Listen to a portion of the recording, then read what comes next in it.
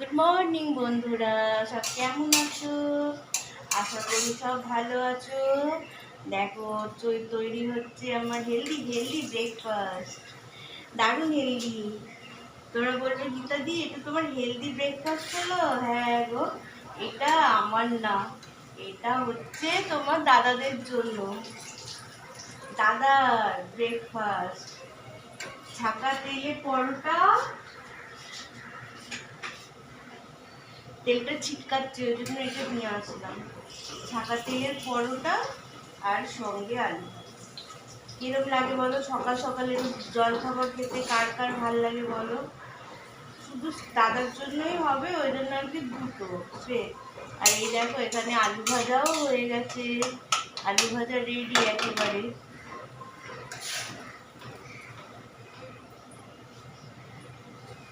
পরোটাও হয়ে গেল। দাদা খেতে বসেও পড়েছে, দাদার ব্রেকফাস্টটা দাদাকে দিয়ে দেবো এক্ষুনি। হয়ে গেছে একদম লাল লাল ছাকা তেলের পরোটা। হেভি লাগে খেতে। এটা না ময়দার না, আটার পরোটা করেছি। রোজ দিন তো আর ময়দার খাওয়া ভালো না বলো।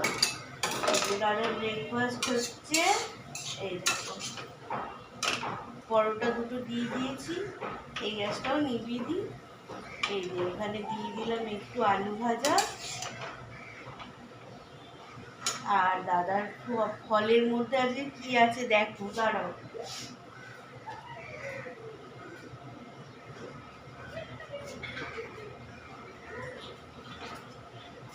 এই যে দাদার আজকে ফলের মধ্যে শুধু বেল। আর এই দেখো এটা হলো আমার ব্রেকফাস্ট। আমার ব্রেকফাস্টে কি আছে বলো? এই যে শুধু ফল, শুধু ফল আর সঙ্গে গাজর আর আমলকির জুস।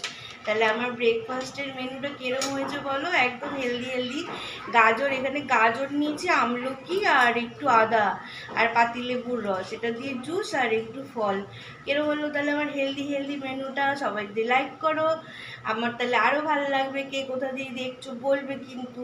টাটা, দেখা হবে নেক্সট।